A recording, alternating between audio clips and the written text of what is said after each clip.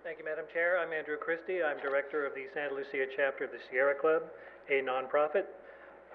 We support the Ag Tourism Coalition's position on events on ag land. We would accept a cap on the number of nonprofit events per site per year. We have no problem with nonprofit events being subject to rules of operation, and I would just urge the Commission to uphold the spirit and the letter of Ag Policy 6. Accessory uses on ag land must be incidental to, related to, secondary to the actual on-site agriculture. Straying from this principle is to start down the road to the loss of ag land and ag production, which is the result we are all saying we are trying to avoid. If the ordinance in its final form has that effect, our appeal of the negative declaration stands, and you will have to address the significant environmental impacts thereof.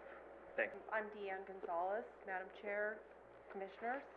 I would like to speak to the importance of a healthy economy, or a healthy ag economy to our county.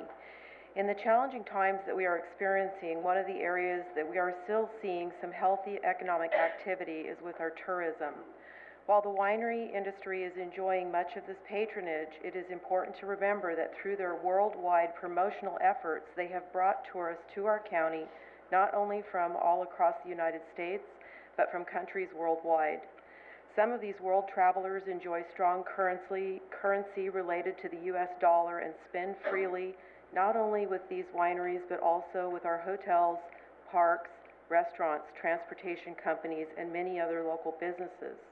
Events are an important marketing tool for many businesses and should be considered as such. Extensive meddling with the abilities of entrepreneurs to use this marketing tool will be counterproductive not only to the ag business owners, but also to the overall economic benefit of the county at large. Points to consider. The Ag Tourism Work Group worked for over 2 years on this subject and was comprised of a good cross-section of agricultural stakeholders. To correct Bob Rose's comment, our Ag Commissioner, Bob Lilly, stated in a discussion he participated in with this committee that his desire was to see that the winery ordinance would be brought into alignment with the results of this committee's work. Preventing Americans from exercising their right to freedom of assembly is unconstitutional, and reasonable restrictions can be imposed as to time, place, and manner, but cannot be so onerous that they prevent people from exercising this constitutional right. And environmental concerns do not trump constitutional rights. Owners, while allowing nonprofits to benefit without property owners having equal opportunity to do so, is also, I believe, not correct. If we truly are trying to protect agricultural venues and take health and public safety into effect, then a nonprofit and a property owner would have the same rules to play by. So anyway, all those things being considered, I would like to see this to go back to the work group and maybe add a couple of commissioners and have this looked at with another view. Thank you, Ms. Gonzalez. Kim Pisciuto with the Ag Tourism Coalition. I wanted to clarify one thing that I think has been widely misunderstood. There are 2 drafts that are before you, but they contain the same content, or that was what was directed and requested when the Planning Commission asked the Ag Tourism Coalition to present a simpler draft. So to the extent that there's any distinction in content or number or standards or anything, it's either unintentional or it's a result of the fact that there were a few decisions made, I think, in a meeting that we weren't aware of what the outcome was. So they should be identical in content, and the only difference is that they're formatted or organized differently. So, for example, one of the issues that's been discussed is whether or not a commercial event on ag land is allowed, and under the Ag Tourism Coalition draft, ag events are intended to be commercially profitable, and they're grouped in the commercial category. So that's the kind of formatting difference that's represented by the 2 drafts. There's not supposed to be a content difference. It's not competing approaches. So that being said, we recommend that you use the Ag Tourism Coalition draft for a number of reasons. First of all, because it's written in plain English. and it's organized in logical groupings.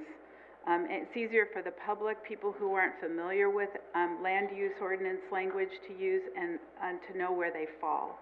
And we think it's simpler because it puts a statement of intent first. We could have a discussion about what that statement of intent should be, but it should be at the front. There should be a definition of a temporary event at the beginning of the ordinance.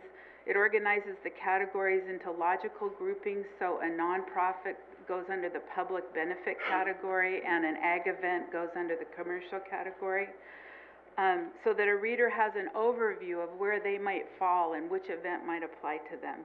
The categories are described in identical ways throughout, so that it's easier to compare, and that rules that are common to all categories are stated up front so you know whether you qualify. And the rules that are different between different zoning categories would be set out differently. That part hasn't been done yet under either of the drafts. So number of people, setbacks, those are going to be different whether you're on an ag zone piece of land or whether you're in a commercial zone piece of land. You can't have a 200-foot setback if you're in a commercial zone piece of land. So the numbers were placeholders. They're not intended to be anything other than food for discussion. But we believe that the standards need a lot of work still, and they do need to be distinctions made between different categories. On a substantive note, we would respectfully request that for ag tourism subjects, and that's ag tourism subjects, things happening on ag land, that we follow Ag Policy 6, which says that these uses are to be secondary and incidental to the on-site ag. And that's going to come up over and over again as the other subjects come out.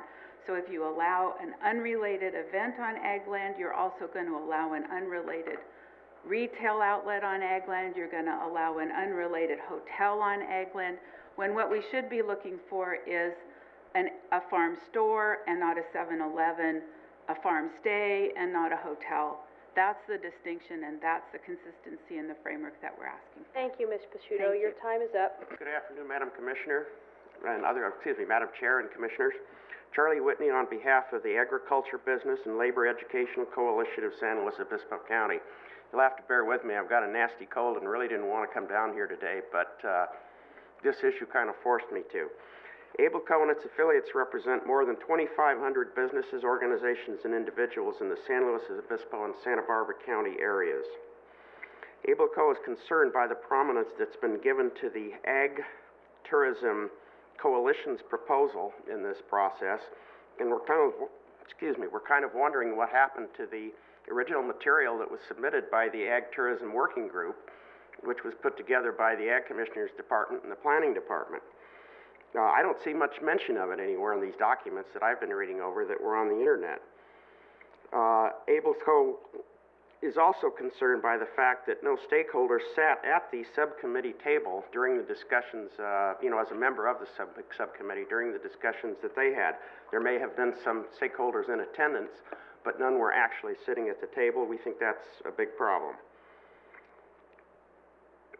ABLCO believes that an ordinance of this scope certainly has to be vetted through a complete EIR process before it becomes law in accordance with SEQR requirements.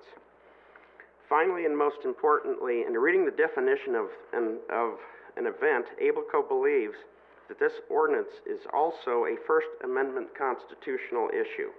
Reasonable parameters may be required, but what is proposed here unreasonably interferes with the right of the people to assemble. The proposed ordinance is overbearing, too complicated, too expensive, and we would prefer that you reconvene the original Ag Tourism Working Group, let those individuals work on this, and bring a submission to you later on. Take this off the calendar, let it proceed in that venue, and let them bring you something later on that makes sense. Thank you very much. Thank you, Mr. Whitney. That concludes our public comment period for this item.